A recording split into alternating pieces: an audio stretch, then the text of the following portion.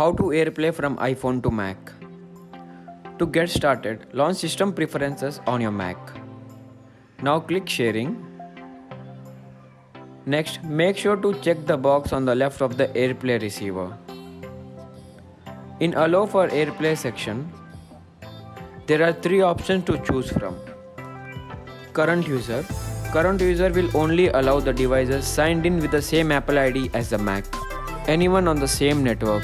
Anyone on the same Wi-Fi network will be able to AirPlay content to the Mac. Everyone. It allows everyone to AirPlay content to the Mac without any roadblocks. And you do have an option to make it compulsory for everyone to enter the password. On your iPhone, simply bring the control center down. If you want to mirror your screen, click on Screen Mirroring and select your Mac. If you want to AirPlay songs, then click on AirPlay icon on the music card and select your Mac.